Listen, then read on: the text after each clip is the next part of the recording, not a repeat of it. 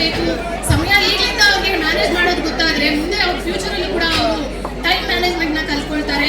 ಜೊತೆಗೆ ಈ ಶಾಲೆಯಲ್ಲಿ ಕೆಲವೊಂದು ಅಂಶಗಳನ್ನ ನಾನು ನೋಡಿದ್ದೀನಿ. ಶಿಸ್ತನ್ನ ಪಾಲನೆ ಮಾಡೋದಾಗಿರ್ಬೋದು, ಶಾಲೆಯ ಸ್ವಚ್ಛತೆಯನ್ನ ಕಾಪಾಡೋದಾಗಿರ್ಬೋದು, ಮತ್ತೆ ಗುಣಮಟ್ಟದ ಶಿಕ್ಷಣವನ್ನು ಕೂಡ ಇಲ್ಲಿ ಕೊಡ್ತಾ ಇದ್ದಾರೆ. ಗುಣಮಟ್ಟದ ಶಿಕ್ಷಣ ಅಂತ ಹೇಳಿದಾಗ ದಶ ಕೂಡ ಮಕ್ಕಳಿಗೆ ತಿಳಿಸ್ಕೊಡ್ತಾರೆ.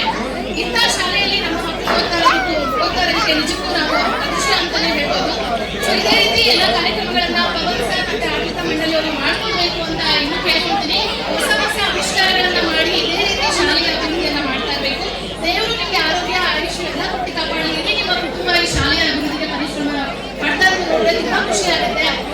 ತಮ್ಮ ತಂದೆ ಕಟ್ಟಿಕೊಟ್ಟಿರುವಂತಹ ಶಾಲೆಯನ್ನ ಈ ರೀತಿ ನೀವು ಅಭಿವೃದ್ಧಿ ಪಡಿಸ್ತಾ ಇದ್ದೀರಾ ಅಂದ್ರೆ ಅದು ಮುಂದೆ ಇರುವಂತಹ ಮಕ್ಕಳಿಗೂ ಕೂಡ ಅವರ ತಂದೆ ತಾಯಿ ಮಾಡಿಕೊಟ್ಟಿರುವಂತಹ ಆಸ್ತಿಯನ್ನು ಕೂಡ ಉಳಿಸ್ಕೊಂಡು ಹೋಗ್ಬೇಕು. ಜೊತೆಗೆ ಆ ಆಸ್ತಿ ಅನ್ನೋದು ಮಕ್ಕಳೇ ಮಾಡ್ಕೋಬೇಕು. ಯಾವ ರೀತಿ ಮಾಡ್ಕೋಬೇಕು? ಚೆನ್ನಾಗಿ ಓದ್ಬೇಕು, ಒಳ್ಳೆ ಕೆಲಸ ತಗೊಂಡು ಅವರಾಗ ಅವರೇ ಮಾಡ್ಕೊಂಡ್ರೆ ಅಷ್ಟೇ ಅದಕ್ಕೆ ಬೆಲೆ ಇರುತ್ತೆ. ಅದಕ್ಕೆ ಉದಾಹರಣೆ ಓದ್ತಾ ಇರುವಂತಹ ಶಾಲೆಯ ಆಡಳಿತ ಮಂಡಳಿ ಅಂತ ಹೇಳಿದ್ರೆ ತಪ್ಪಾಗಲಾರದು.